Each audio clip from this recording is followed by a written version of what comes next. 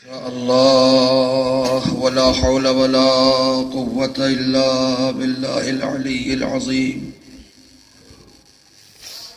حسبنا الله ونعم الوكيل، نعم المولى ونعم النصير.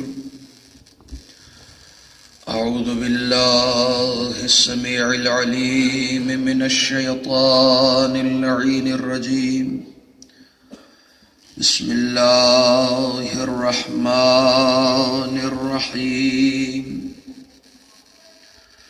الحمد لله الذي جازي كل صانع ورايش كل قانع وراحم كل ضارع ومنزل المنافع والكتاب الجامع بالنور الساطع، وهو للدعوات سامع وللكربات دافع وللدرجات رافع وللجبابرة طامع، فلا إله غيره ولا شيء يعدله، ليس كمثله شيء وهو السميع البصير اللطيف الخبير، وهو على كل شيء قدير. والصلاة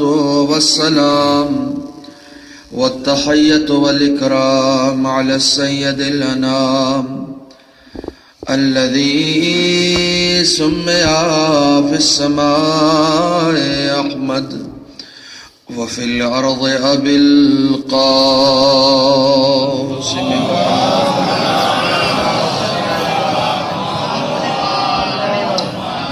وعلى أهل بيته الطيبين الطاهرين المعصومين المظلومين الذين أذهب الله عنهم الرجس وطهرهم تطهيرا.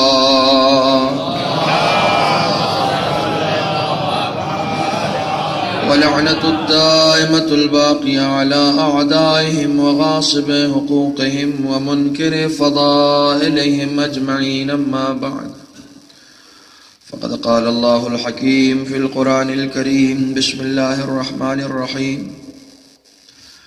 ولا يحسبن الذين كفروا أنما نملي لهم خير لأنفسهم إنما نملي لهم ليزدادوا إثما ولهم عذاب مهين. صلوات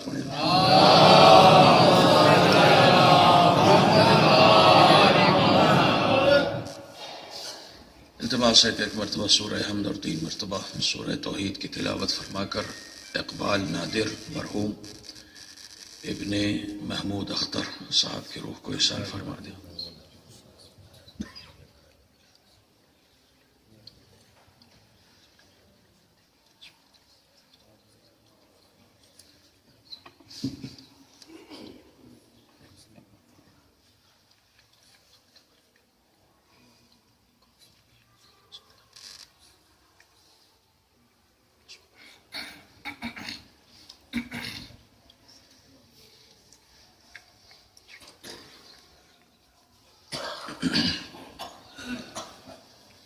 صلوات علی محمد.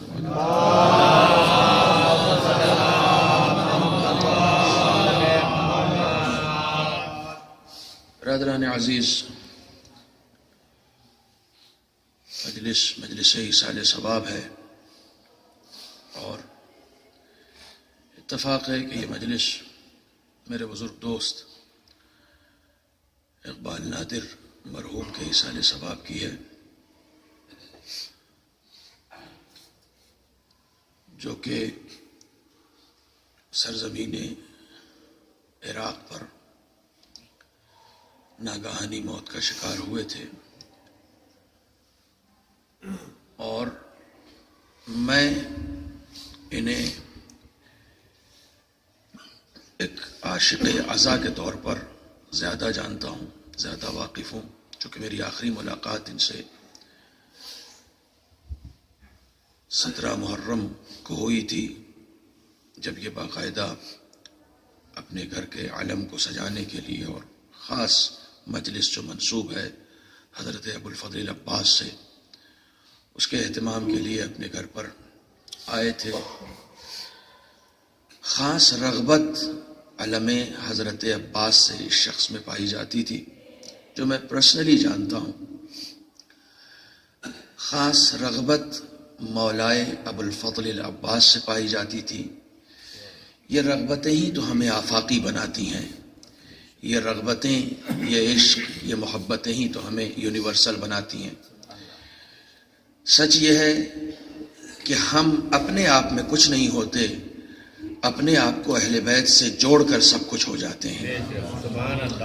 یہ اہل بیت کا عشق ہی ہے جو ہمیں آفاقی بناتا ہے۔ ایک 4 مصرے میرے ذہن میں گونج رہے ہیں مناسبت سے، میں ان 4 مصروں کے بعد اپنی بات شروع کروں کہ قبر میں جا کے یہ اقبال ملک سے بولے، قبر میں جا کے یہ اقبال ملک سے بولے، تم کو کچھ میری بھی خواہش کا بھرم ہے کہ نہیں، تم کو کچھ میری بھی خواہش کا بھرم ہے کہ نہیں۔ اچھا بھائی، یہ 2 مصرے خاص طور پر دیکھیے گا۔ قبر میں جا کے یہ اقبال ملک سے بولے، تم کو کچھ میری بھی خواہش کا بھرم ہے کہ نہیں، لے چلو شوق سے جنت میں، مگر یہ تو بتاؤ میرے عباس کا جنت میں علم ہے کہ نہیں۔ لے چلو شوق سے جنت میں، مگر یہ تو بتاؤ میرے عباس کا جنت میں علم ہے کہ نہیں۔ ہم آفاقی ہوتے ہیں علم کے سائے میں آ کر، علم کا سایہ آفاقی ہے۔ خداوند عالم ہم سب کو اس علم سے، اس عزا سے، اس کربلا سے مانوس بنائے اور اسی کربلا کے عشق میں اس دنیا سے اٹھائے۔ شاید امام نے اپنی طرف سے نظر کرم کی کہ اس عاشق کربلا کو زمین بھی اپنی دے دی دفن ہونے کے لیے، اور شاید اسی لیے وہ سرزمین عراق پر ہی دفن بھی ہوئے، وہیں انتقال بھی ہوا۔ خداوند عالم ان کی روح کو شاد کرے۔ ایک مرتبہ بلند آواز سے صلوات پڑھیں محمد۔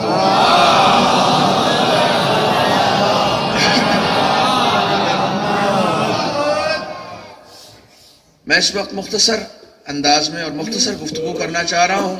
اگر میں صرف اپنی کیفیت آپ کو بتا دوں تو ممکن ہے کہ شاید میرے انداز میں کچھ تھوڑی سی کمی آپ کو نظر آئے، کیونکہ پچھلے 60 گھنٹوں میں میں صرف 3 گھنٹے سویا ہوں اور مسلسل سفر کی بنیاد پر موقع نہیں مل سکا ہے۔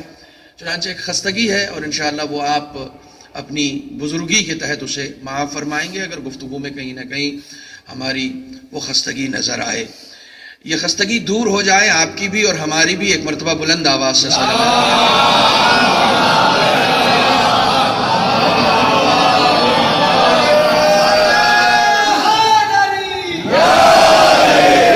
ہم ایام عزا کے آخری دور میں پہنچ چکے ہیں۔ سفر عزا آخری مرحلے پر ہے۔ اس وقت ایک احساس ندامت ہمارے اندر ہے، ایک احساس شرمندگی ہمارے اندر ہے، اور وہ احساس شرمندگی کسی اور سے نہیں ہے، یقیناً مادر حسین سے ہے کہ جو عزاداری کا حق تھا، جو ماتم کا حق تھا، جو گریے کا حق تھا، جو بی بی زہرا کو پرسا ادا کرنے کا حق تھا، تسلیت پیش کرنے کا حق تھا، وہ ہم سے ادا نہیں ہوا اور ایام عزا رخصت ہو گئے ہیں۔ یہ ایک قلق ہے جو یقیناً ہمارے دلوں میں ہے اور دلوں میں رہنا چاہیے، اس لیے کہ ہمیں معلوم نہیں ہے کہ ہم میں سے کس شخص کے لیے یہ محرم، یہ ایام عزا آخری ایام عزا ہوں۔ ہمیں اس کا علم نہیں ہے، اس کا علم خدا کو ہے۔ لیکن جو کچھ بھی ہماری طرف سے کاوشیں ہوئی ہیں، جو کچھ بھی ہماری طرف سے عرض ادب اہل بیت کی بارگاہ میں پیش کیا گیا ہے، ہم دعا گو ہیں کہ خداوند عالم اسے قبول کرے۔ میں یہاں اپنی بات علامہ امینی کے کلام سے شروع کرنا چاہ رہا ہوں کہ جو انہی ایام میں آپ نے یہ خطبہ دیا تھا، ایک خطابت میں آپ نے بیان کیا تھا، کہتے ہیں کہ 2 مہینے گزر گئے، ہم سب کے سب حسین کے مہمان تھے۔ لفظوں پر توجہ کیجئے گا، ہم اب تک یہ سمجھ رہے تھے کہ حسین ہمارے مہمان ہیں. علامہ امینی نے کہا کہ نہیں، ہم سب 2 مہینے تک مسلسل حسین کے مہمان تھے. 2 مہینے گزر گئے، ہم سب کے سب حسین کے مہمان تھے. اور حسین کے مہمانوں، کوشش یہ کرنا کہ ان 2 مہینے کی مہمانی کے بعد کسی اور کی مہمانی قبول مت کرنا، ہمیشہ حسین کی مہمانی میں رہنا. تمہارا میزبان ہمیشہ حسین رہے. ایک عجیب و غریب مثال انہوں نے پیش کی. کہتے ہیں کبوتر باز جب کسی کبوتر کو پکڑتا ہے، اسے گرفتار کرتا ہے، تو کبوتر کو پکڑنے کے بعد اس کے پروں کو رسیوں سے باندھ دیتا ہے یا پھر اسے اپنے پنجرے میں بند کر لیتا ہے. اکثر آپ نے کبوتر بازوں کو دیکھا ہوگا، وہ کبوتروں کے لیے ایک گھر اپنے چھت پر بنا کر رکھتے ہیں اور اسی میں ان کبوتروں کو پالا جاتا ہے. کہتے ہیں جب کوئی کسی کبوتر کو گرفتار کرتا ہے کبوتر باز، تو اس کبوتر کے پروں کو باندھ دیتا ہے، اسے اپنے پنجرے میں 2 مہینے تک رکھتا ہے. یہ 2 مہینہ بھی عجیب و غریب فگر ہے، عجیب و غریب مدت ہے، عجیب و غریب زمانہ ہے 2 مہینے کا. کہتے ہیں 2 مہینے تک اپنے پنجرے میں رکھتا ہے یا اس کے پروں کو باندھ کے رکھتا ہے، اپنی نگرانی میں اسے کھانا کھلاتا ہے، اپنے سامنے رکھ کر اس کی پرورش کرتا ہے، اپنی نظروں کے سامنے رکھتا ہے، اور 2 مہینے کے بعد اس کے پروں کو کھول کر آزاد کر دیتا ہے، اسے کھلی فضاؤں میں اڑا دیتا ہے، صرف یہ دیکھنے کے لیے کہ یہ واپس پھر اسی کی چھت پر آ کر بیٹھتا ہے یا کسی اور کی چھت پہ جا کر بیٹھ جاتا ہے. اگر باہنر ہوتا ہے تو اسی چھت پہ پلٹ کر آ جاتا ہے، بے ہنر ہوتا ہے تو کسی بھی چھت پہ جا کر بیٹھ جاتا ہے. میری لفظیں اب ضائع نہیں ہونی چاہیے. وہ یہ دیکھنا چاہتا ہے یہ کبوتر اصلی ہے یا جنگلی ہے. اصلی ہوتا ہے تو پلٹ آتا ہے، جنگلی ہوتا ہے تو چلا جاتا ہے. اصلی بننے کی کوشش کرو، جنگلی بننے کی کوشش مت کرو. 2 مہینے تک تم حسین کے مہمان تھے. اس 2 مہینے کی مہمانی کو برقرار رکھنا ہے تو کوشش کرو آنے والے 10 مہینے میں بھی تمہاری نظر بھی حسینی رہے، تمہاری سماعت بھی حسینی رہے، تمہاری زبان بھی حسینی رہے، تمہارا دل بھی حسینی رہے، تاکہ ہمیشہ حسین کی مہمانی کا شرف حاصل ہوتا رہے. صلوات پڑھنے محمد و آل محمد.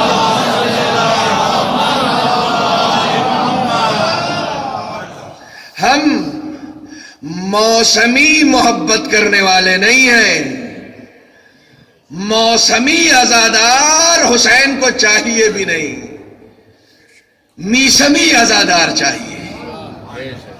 موسمی عزادار نہیں چاہیے، موسمی کردار بھی نہیں چاہیے، میسمی کردار چاہیے. اگر اہل بیت کے بن کے رہنا ہے تو میسمی بن کر رہو. ہر جگہ، ہر زمانے میں، ہر مقام پر حسینی بن کے رہو، چاہے جو بھی جگہ ہو. یہ ایک فضیلت ہے، یہ ایک بلندی ہے، یہ ایک مرتبہ ہے. ہر کس و ناکس کو یہ مرتبہ نہیں ملا کرتا، ہر کس و ناکس کو یہ مرتبہ نہیں ملا کرتا.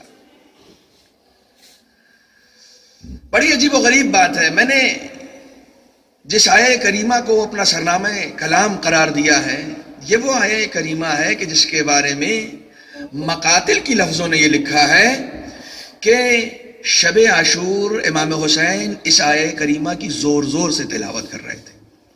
جناب زینب کبریٰ نے اس آیہ کریمہ کی تلاوت کی.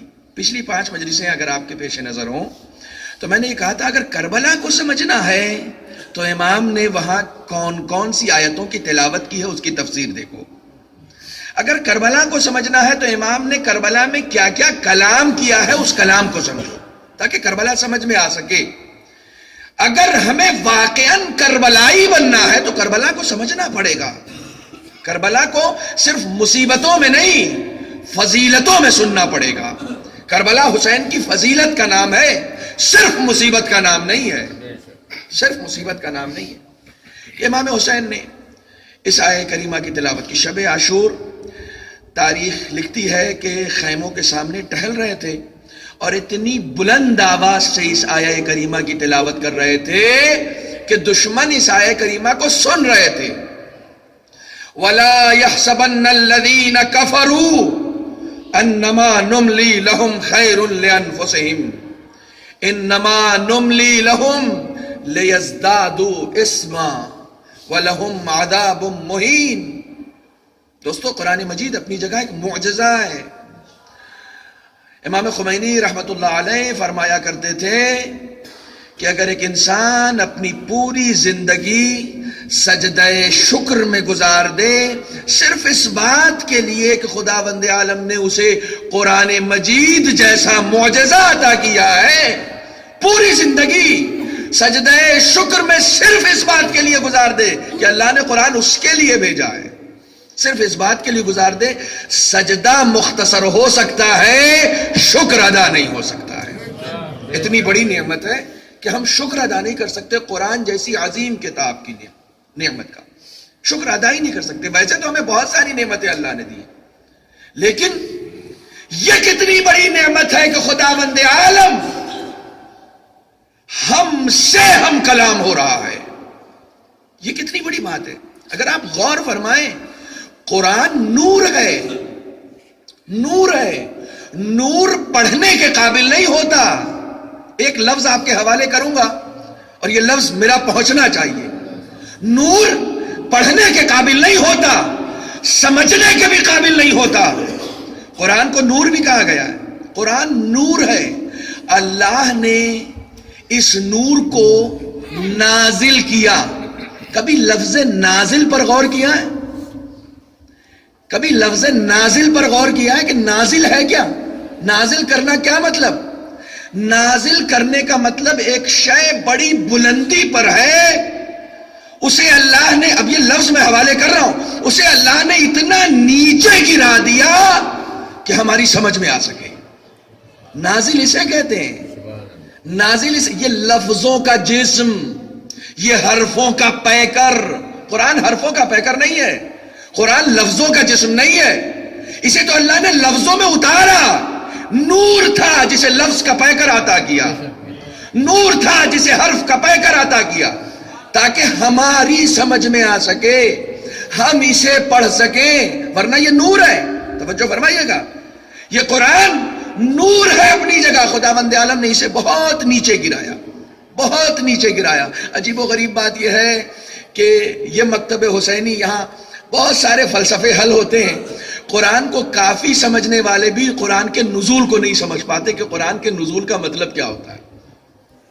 قرآن نازل کیا اللہ نے. کتنے نزول ہیں قرآن کے؟ کتنی مرتبہ یہ قرآن نازل ہوا ہے؟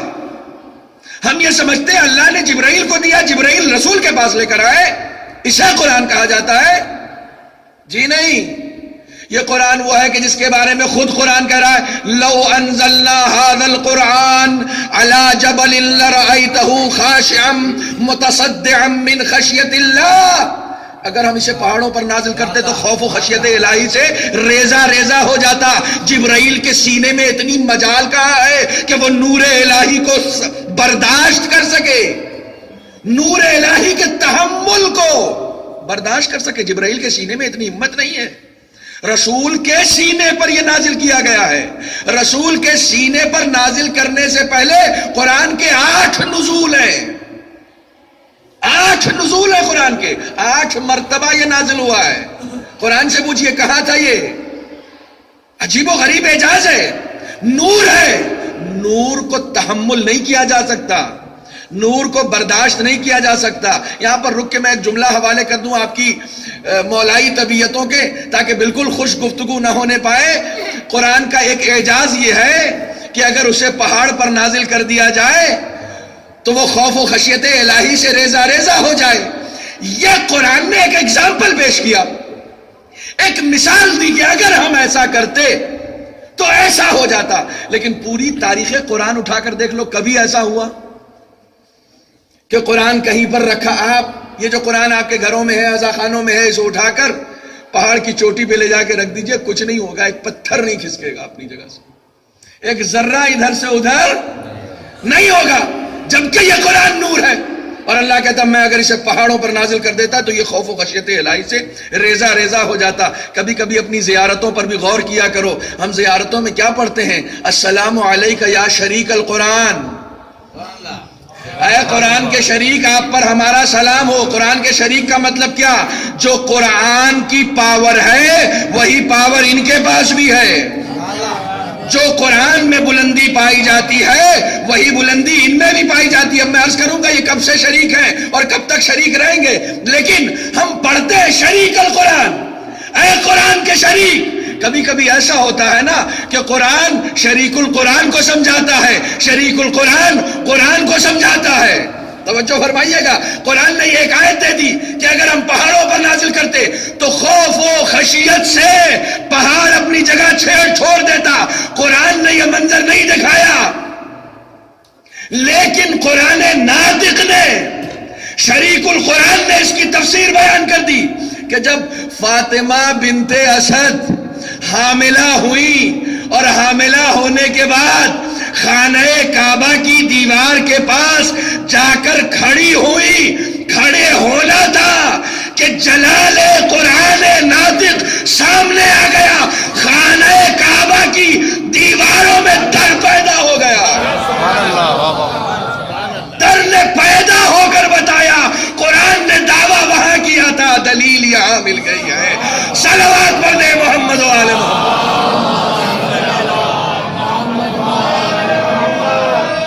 جبکہ ابھی جو نور ہے وہ بہت پردے میں ہے. ابھی جو نور ہے وہ سامنے نہیں آیا، وہ ظاہر نہیں ہوا ہے، وہ بطن مادر میں ہے. تب نور کا جلال ایسا ہے کہ پہاڑ اپنی جگہ چھوڑ دیتا ہے، خانہ کعبہ کی دیوار اپنی جگہ چھوڑ دیتی ہے. یہ جلال نور ہے جو ظاہر ہو رہا ہے. ایک صلوات پڑھیں محمد و آل محمد.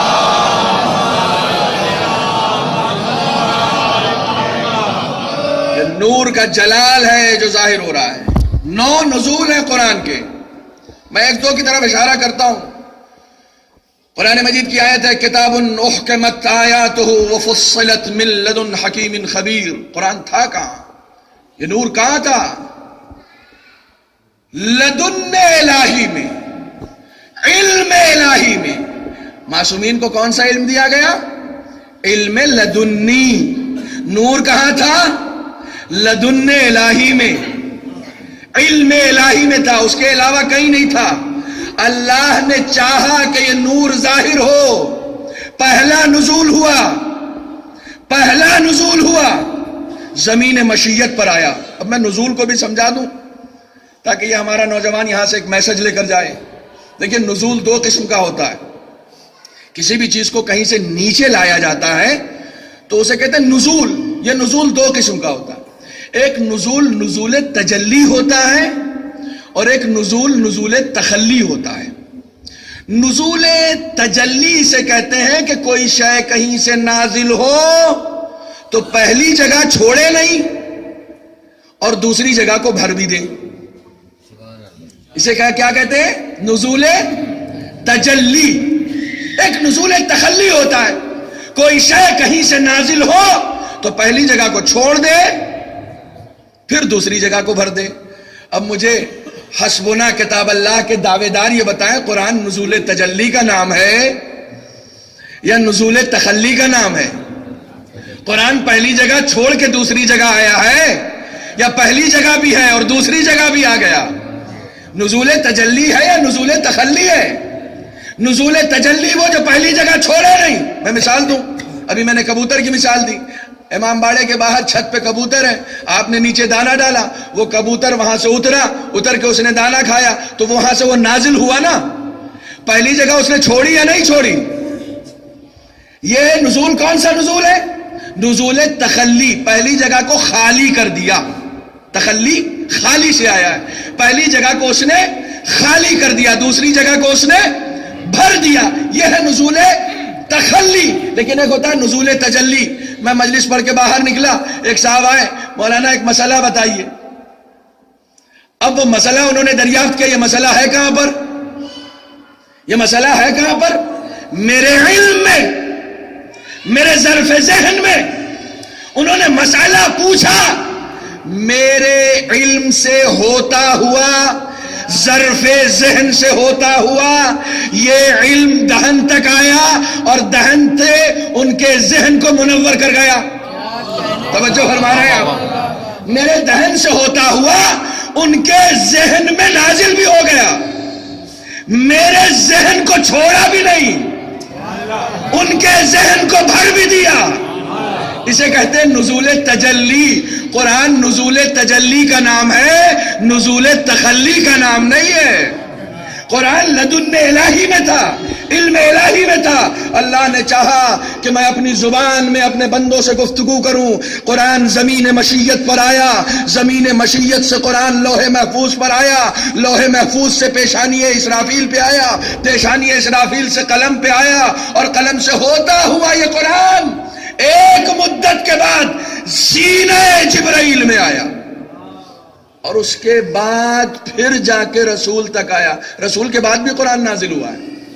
قرآن کا نزول رسول پہ آ کے رک نہیں گیا ہے، رسول کے بعد یہ قرآن کاغذ پہ آیا ہے، یہ قرآن کاغذ پہ نازل ہوا ہے۔ اتنے سارے نزول ہیں قرآن کے۔ میں نے ایک لفظ استعمال کی، اہل بیت شریک القرآن ہے۔ تو اب یہ بتاؤ، نازل ہونے کے بعد شریک ہوئے یا شریک ہیں کب سے؟ یہ کب سے شریک ہیں اہل بیت؟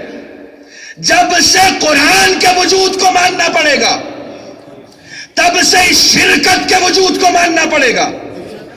جب سے قرآن، جب سے اہل بیت، تب سے یہ شرکت، یعنی لدن الہی میں قرآن تھا، اہل بیت بھی ساتھ تھے۔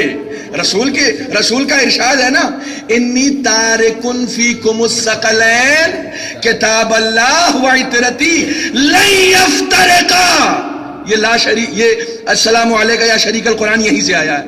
لن یفترقا، یہ جدا نہیں ہوں گے، ایک دوسرے سے الگ نہیں ہوں گے۔ اہل بیت اور قرآن میں چھوڑ کر جا رہا ہوں، یہ دونوں ایک دوسرے سے جدا نہیں ہوں گے، حتی یرد علی الحوض، یہاں تک کہ حوض پہ آ جائیں، حوض پر آ جائیں، اس وقت تک جدا نہیں ہوں گے۔ تو جب سے قرآن ہے تب سے اہل بیت اس کے ساتھ ہیں، جب سے اہل بیت ہے تب سے قرآن اس کے ساتھ ہے۔ نہ قرآن اہل بیت سے جدا ہو سکتا ہے، نہ اہل بیت قرآن سے جدا ہو سکتے ہیں۔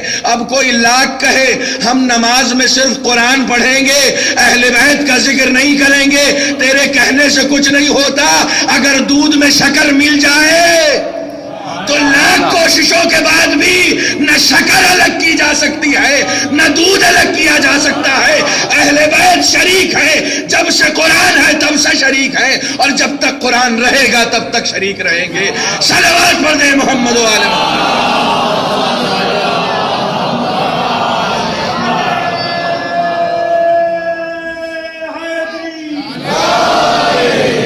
ایک صلوات پڑھیں محمد و آل محمد۔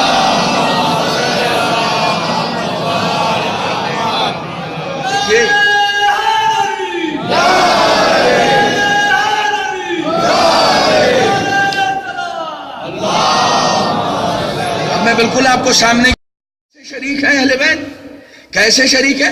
یہ جملہ میرا کسی خمسے میں آپ کے درمیان آ بھی گیا تھا، لیکن اس وقت موضوع سے مطابقت رکھتا ہے۔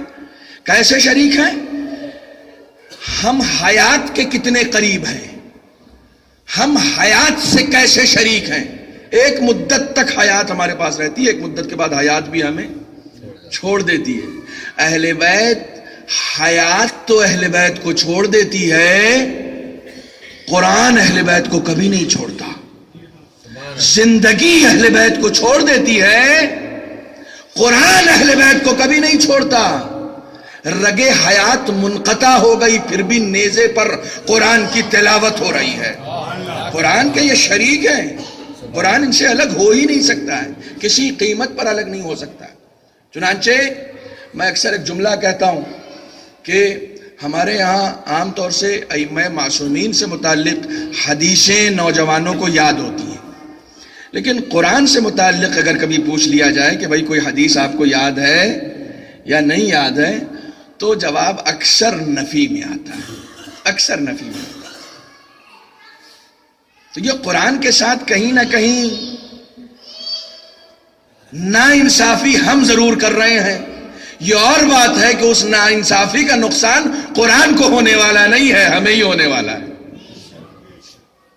حدیث رسول یاد ہے، مثلا میں اگر کسی بچے سے بھی پوچھوں کہ بھائی مولا کائنات کے بارے میں ایک حدیث سناؤ، وہ فوراً کھڑا ہوگا، کہے گا انا وعلی من نور واحد من کنت مولا فہذا علی مولا زینوا مجالسکم بذکر علی ابن ابی طالب. 4 حدیثیں ایک نوجوان بچہ سنا دے گا.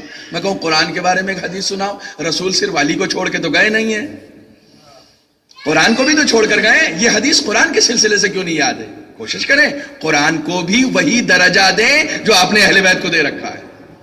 قرآن کو بھی وہی جگہ دیں اپنی زندگی میں جو اہل بیت کو دے رکھا ہے. میں ایک حدیث سنا کر اس فضا کو نورانی بنا دوں. رسول اسلام صلی اللہ علیہ وآلہ وسلم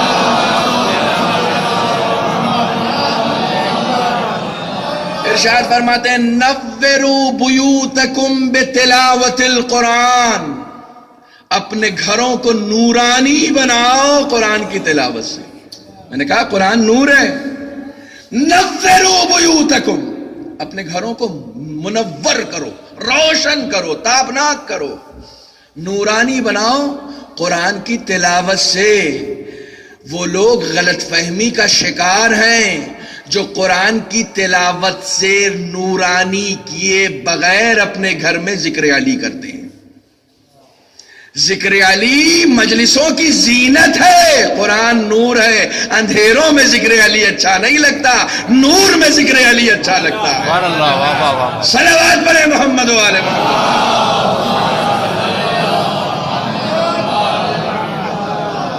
یہ رشتہ ہے اور اسی رشتے کا ثبوت امام حسین نے دیا.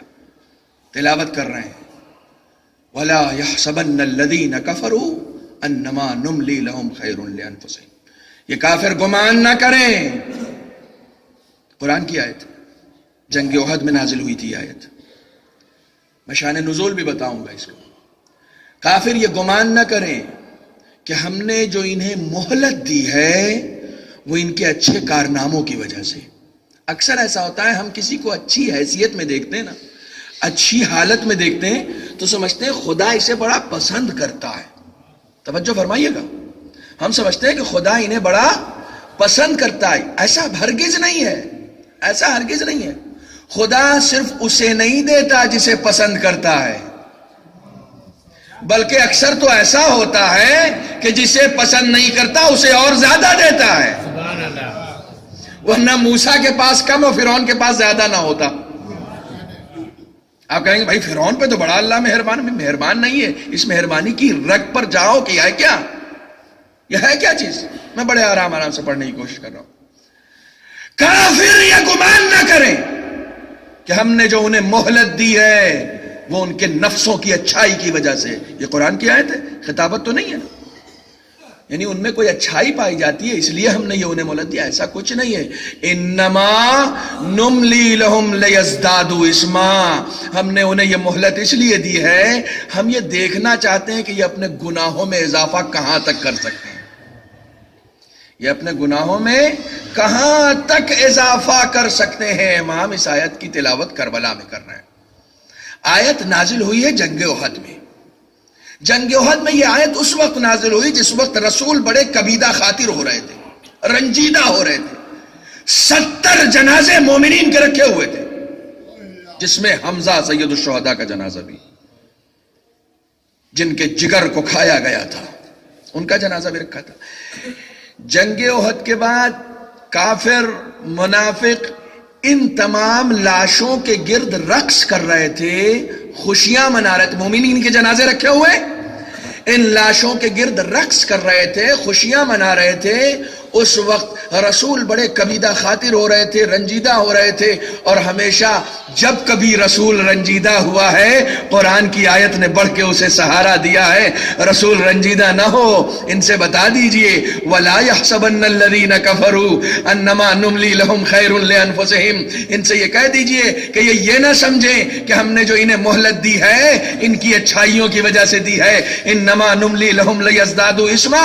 ہم تو صرف یہ دیکھنا چاہتے ہیں یہ اپنے گناہ گناہوں میں اضافہ کہاں تک کر سکتے ہیں. وَلَهُمْ عَذَابٌ مُّهِينٌ. یاد رکھیے ان کے لیے ایک دردناک عذاب ہے.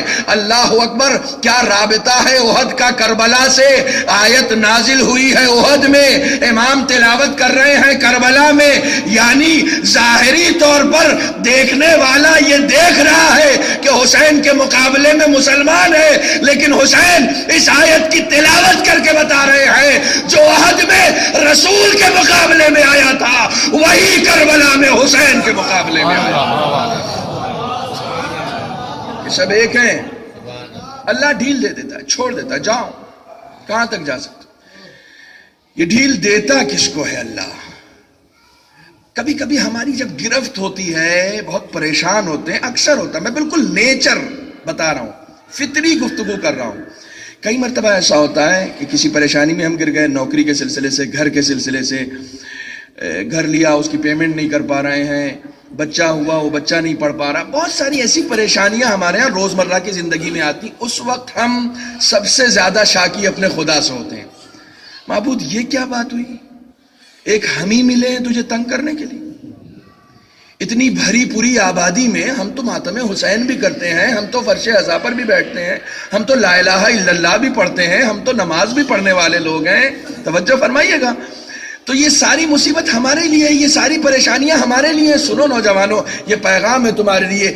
جتنا اپنے آپ کو پریشان دیکھتے جانا اتنا شکر خدا ادا کرتے جانا، کیونکہ سخت نظر ہمیشہ اچھے طالب علموں پہ ہوتی ہے، برے طالب علموں پہ نہیں ہوا کرتی ہے. سبحان اللہ. میں مثال سے بات کو واضح کروں. ہمیشہ سختیوں سے پریشان نہ ہو.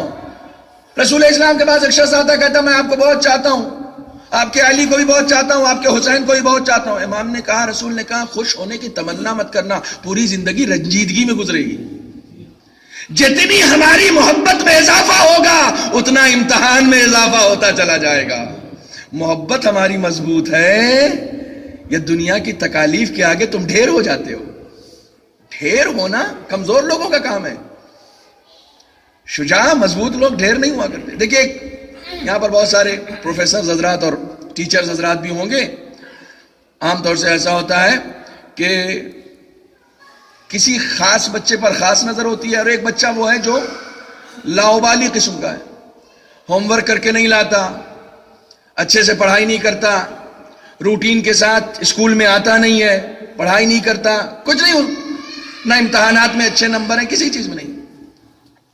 ایک وہ بچہ ہے جو پابندی سے ہوم ورک کر کے لاتا ہے، روزانہ اسکول آتا ہے، اور اگر کسی دن مجبوری کی بنیاد پر نہ آ سکا تو دوسرے دن اس کی اپلیکیشن آ جاتی ہے. منظم ہے، پڑھنے میں بھی اچھا ہے، اچھے نمبر بھی لے کر آتا ہے، سب کچھ ہے. لیکن ایک دن اتفاق سے وہ تاخیر سے آ گیا. اب جو تاخیر سے آیا تو استاد نے اسے بینچ پہ کھڑا کر دیا. کھڑے ہو جاؤ. توجہ فرما رہے ہیں؟ اسے بینچ پہ کھڑا کر دیا. ایک وہ جو کبھی نہیں آتا تھا اتفاق سے، وہ بھی اس دن آ گیا، آ کے اپنی جگہ بیٹھ گیا. اسے ٹیچر نے کچھ نہیں کیا، نہ کچھ کہا. بعد میں اس شاگرد نے استاد سے پوچھا کہ بھئی یہ کیا معاملہ ہے؟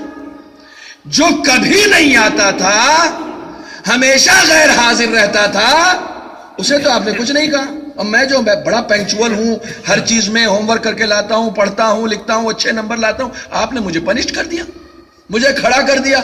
استاد نے پلٹ کے جواب دیا، پنشڈ اسے ہی کیا جاتا ہے جس سے کچھ امید ہوتی ہے. جس سے امیدیں ختم ہو جاتی ہیں اسے پنش نہیں کیا جاتا، مہلت دے دی جاتی ہے، دیکھیں بگڑ کے کہاں تک جا سکتا ہے. لیکن جس میں سدھرنے کے آثار پائے جاتے ہیں ہمیشہ استاد کی نظر اس کے اوپر بنی رہتی ہے. یہ عام گھروں میں ہوتا ہے، عام گھروں میں ہوتا ہے. مریض ہوئے، ہم چلے گئے، ہاسپٹل چلے گئے، ہاتھ دیکھا اس نے، کہا رہے جلدی ایڈمٹ کیجئے، آئی سی یو میں، ڈی سی یو میں کرایا گیا، کیئر ہو رہی ہے، یہ ہو رہا ہے، آپریشن ہو رہا ہے. خاص اپنی ٹیم میں ڈاکٹر جو ہے وہ اپنی نظر میں رکھ رہی ہے، سب کچھ کر رہی ہے. اسی کے بعد ایک دوسرا مریض آیا، وہ اور اس سے بری حالت میں تھا. اس کی نبض دیکھی، دونوں کا مرض تقریباً آس پاس تھا. اس نے نبض دیکھی، چیک کیا، کہا ہے جائیے اطمینان سے کھائیے پیجیے. جتنے دن زندہ ہیں کھائیے پیجیے خوب عیش کیجیے. ڈاکٹر صاحب یہ کیا، ایک کی تو آپ اتنی کیئر کر رہے ہیں اور ایک کی کچھ نہیں، آپ نے رخصت کر دیا، جاؤ عیش کرو، کھاؤ پیو، جو کرنا ہے کرو. کہا یہاں حیات کی امید باقی نہیں ہے، وہاں حیات کی امید باقی ہے. محنت وہاں کی جاتی ہے جہاں حیات کی امید باقی ہو. جہاں زندگی ہی ختم ہو جاتی ہے وہاں نہ انجیکشن لگایا جاتا ہے نہ آپریشن کیا جاتا ہے. درد وہی دیکھتا ہے جسے حیات لینی ہوتی ہے. جو حیات سے مایوس ہو جایا کرتے ہیں وہ درد نہیں دیکھا کرتے.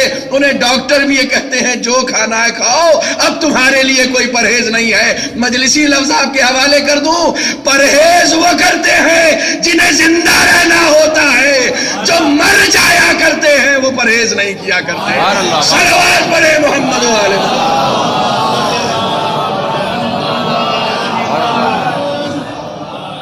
حیات کی امید باقی ہونی چاہیے.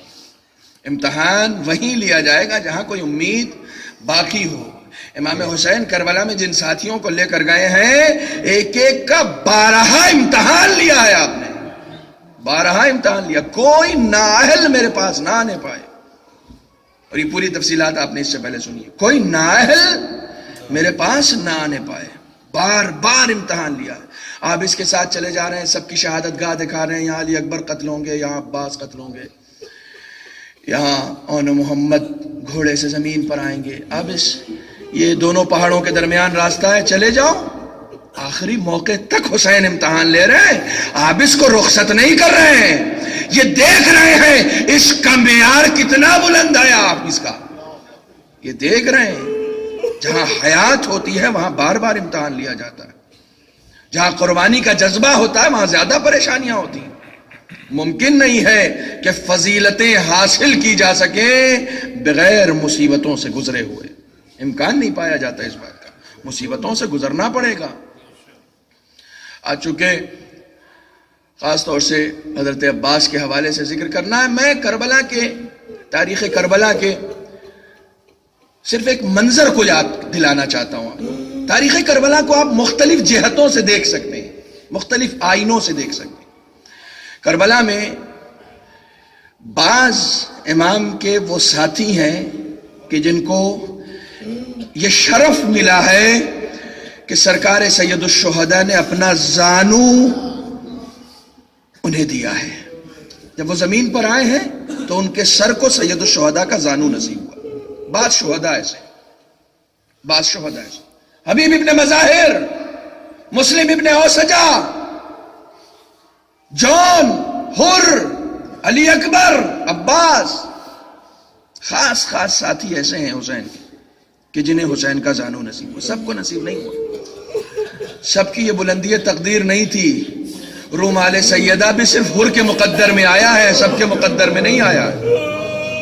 سب کے مقدر میں جو امتحان میں جتنا بلند ہو سکا اس کی تقدیر اتنی بلند ہوئی. مسلم ابن اوسجا وہ پہلے شہید ہیں کہ جس وقت حملہ اولا ہوا ہے اس وقت مسلم ابن اوسجا ہی تھے جنہیں یہ فکر لگی ہوئی تھی کہ کہیں ایسا نہ ہو. پہلے ہی مرحلے میں دشمن تیر بارانی کر رہا تھا. مسلم ابن اوسجا کو یہ فکر لاحق ہو گئی کہیں ایسا نہ ہو کوئی تیر اہل حرم کے خیمے تک چلا جائے. سب سے پہلے یہ فکر جس کو لاحق ہوئی ہے وہ مسلم ابن اوسجا.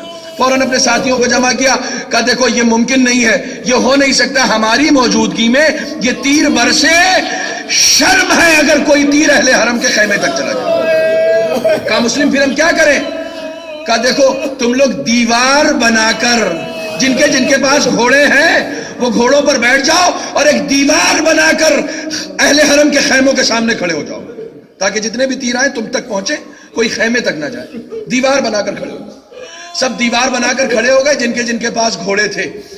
آخر میں مسلم سے آ کے کسی نے کہا مسلم سب کھڑے تو ہو گئے لیکن گھوڑوں کے درمیان جو جگہ خالی ہے نا ان سے بھی تو تیر آ سکتے ہیں. اب مسلم اس سے پہلے کہ کسی سے کہیں کہ گھوڑے کے درمیان جو جگہ خالی ہے وہاں جا کر کھڑے ہو جاؤ، سب سے پہلے آ کے خود جناب مسلم گھوڑوں کے درمیان جو جگہ خالی تھی وہاں آ کر بیٹھ گئے. کہا اگر کوئی میرا ساتھ دینا چاہتا ہے تو آ جاؤ. اللہ اکبر. یہ جذبہ قربانی کا، یہ جذبہ شہادت کا، یہ جذبہ ہمدردی کا، یہ جذبہ محبت کا. سب کے سب کھڑے ہو گئے اور اس حملہ اولا میں پہلی شہادت جناب مسلم ابن اوسجہ کی ہوتی ہے، اور جیسے ہی گرد چھٹی ایک مرتبہ مسلم نے آخری سلام امام کی خدمت میں کیا ہے، امام قریب گئے ہیں، مسلم کا سر اٹھایا، اپنے زانوں پر رکھا، حبیب سرہانے آ کر کھڑے ہو گئے، کہا مسلم کوئی وصیت کرنا چاہتے ہو؟ کہا بس کوئی وصیت نہیں ہے، علیک بالامام، اے حبیب جب تک زندہ رہنا کوشش کرنا امام تک کوئی پتھر بھی نہ آنے۔ اجرکم علی اللہ، آپ نے خوب گریہ کیا ہے، خداوند عالم آپ کی ان تسلیتوں کو اور تعزیتوں کو قبول کرے۔ جناب حبیب ابن مظاہر ایک غلام ہے، نام جون ہے، غلام حسین کے پاس آتا ہے اور آنے کے بعد کہتا ہے آقا مجھے معلوم ہے آپ سید زادے ہیں، مجھے معلوم ہے آپ رسول زادے ہیں، میں حبش کا ایتھوپیا کا رہنے والا سیاہ فام غلام ہوں، مجھے معلوم ہے کہ آپ کا خون پاکیزہ ہے، میرا خون نجس ہے، شاید آپ مجھے اس لیے اجازت نہیں دے رہے ہیں نا کہ ان پاکیزہ خونوں کے ساتھ میرا نجس خون بھی شامل ہو جائے۔ ایک مرتبہ حسین نے جون کو گلے سے لگایا، کہا جون یہ کیسی باتیں تم کر رہے ہو، تمہیں ہمارا عمل ہمارا کردار معلوم ہے۔ جون کو اجازت دی، جون گئے ہیں، جب آخری سلام کیا جون نے، امام قریب آئے۔ اب دیکھیے جون کی ایک شکایت تھی نا، جون نے بڑی عاجزی کے ساتھ اجازت طلب کی تھی، لیکن جب جون نے آخری سلام کیا تو اب امام کا عکس العمل دیکھیں، جون کے سرانے گئے، جون کا سر اٹھایا، زانو پر رکھا، جیسے ہی جون کو یہ احساس ہوا، یہ عرب میں بڑی بات ہوتی ہے کہ کوئی اپنے غلام کے سر کو اپنے زانو پر رکھ لے، اور یہ عرب میں بڑی بات ہوتی ہے، جیسے ہی جون کو یہ احساس ہوا آقا نے اپنے زانو پہ میرا سر رکھا ہوا ہے، پوری طاقت لگا کے جون نے اپنے سر کو زمین پر دے مارا، اے آقا کیا جون سے کوئی خطا ہو گئی ہے؟ حسین نے پھر جون کا سر اٹھایا، زانو پر رکھا، اب مہربانی اور کرم اور آگے بڑھ گیا، حسین نے جون کے رخسار پہ اپنا رخسار رکھ دیا، کہا جاؤ جون اب تمہارے جسم سے خوشبو آئے گی، نانا اپنے ہاتھوں سے سیراب کریں گے، بس آخری مرحلہ حسین کا عباس بھی گیا، جون غلام تھا، عباس خود کو غلام سمجھتا تھا، یہ فرق ہے، عباس خود کو غلام سمجھتا تھا۔ جس وقت آخری سلام کیا ہے عباس نے، حسین آئے ہیں، عباس کے سر کو اٹھایا ہے، اپنے زانو پر رکھا ہے، جیسے ہی عباس کو احساس ہوا کہ آقا نے غلام کا سر اپنے زانو پر رکھ لیا، ارے جون کے لیے اپنا سر زانو سے نیچے کرنا آسان تھا، عباس کے لیے بڑا مشکل تھا، سر نیچے کرنے کے لیے کوہنیوں کی ضرورت ہوتی، عباس اپنے بازو قربان کر چکا، لیکن جس میں جتنی طاقت تھی ساری طاقت سمیٹ کر ایک مرتبہ عباس نے اپنا سر زمین پر دے مارا، اے آقا مجھ سے صبر نہیں ہوتا، اب یہ منظر مجھے تو ستا رہا، آقا اب یہ عمل نہ کیجئے گا۔ عباس کیوں؟ کہا اے آقا بس آخری جملہ، اے آقا مجھے ایک منظر ستا رہا ہے، صبح سے جو آیا ہے آپ نے ہر ایک کا سر اپنے زانوں پر رکھا ہے، ارے ابھی تھوڑی دیر کے بعد کربلا کی گرم زمین ہوگی، آپ کا سر اقدس ہوگا، ارے آپ کے سر کو کسی کا زانو نصیب نہ ہوگا، جب آپ کا سر کربلا کی گرم ریتی پر ہوگا، عباس کی روح تڑپے گی، اے آقا الا لعنت اللہ علی القوم الظالمین وسيعلم الذين ظلموا أي منقلب ينقلبون۔ ہمارے خدایا ہمارے اس مختصر سی عبادت کو قبول فرما، معبود بحق محمد و آل محمد، اس ذکر کا ثواب، اس مجلس کا ثواب 14 معصومین کے وسیلے سے اقبال نادر مرحوم کی روح کو ایصال۔ معبود بحق محمد و آل محمد، جتنے افراد اس مجلس میں شریک ہوئے ہیں جو کسی مجبوری کی بنیاد پر شریک نہیں ہو سکے، ہم سب کے نامہ اعمال میں بہت سارے گناہ ہیں۔ اے میرے معبود، ہمارے نامہ اعمال سے تمام گناہان کبیرہ اور صغیرہ کو محو فرما دے۔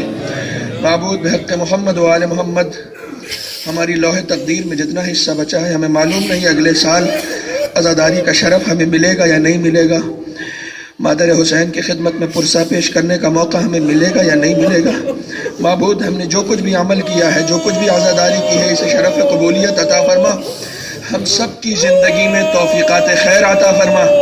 معبود، بحق محمد و آل محمد، تمام عالم اسلام اور تمام عالم انسانیت میں امن و امان قائم فرما۔ معبود، بحق محمد و آل محمد، منتقم خون حسینی حضرت امام عصر کے ظہور میں تعجیل فرما، ہم سب کو ان کے حقیقی آوان و انصار میں شمار فرما۔ معبود، یہ دعا میں جتنے بھی شریکان مجلس ہیں میں ان سب کی طرف سے، بالخصوص آپ تمام حضرات کی طرف سے کر رہا ہوں۔ روایتوں کی لفظیں ہیں کہ جب منتقم خون حسینی کا ظہور ہوگا، جب آخری امام کا ظہور ہوگا، دو قسم کے لوگ ہوں گے، ایک وہ جو دوڑ کر اپنے امام کا استقبال کریں گے، ایک وہ جو اپنے گناہوں کے سبب شرم و حیا کے مارے اپنی گردن چھپائیں گے، اپنا چہرہ امام سے چھپائیں گے۔ معبود، ہم سب کو ان لوگوں میں قرار دے جو دوڑ کر اپنے امام کا استقبال کر سکے، ہمیں ان لوگوں میں ہرگز قرار نہ دینا جو اپنے گناہوں کے سبب شرم و حیا کے مارے امام سے اپنا چہرہ چھپائیں۔ ربنا تقبل منا انک انت السمیع العلیم۔ ماتم حسین۔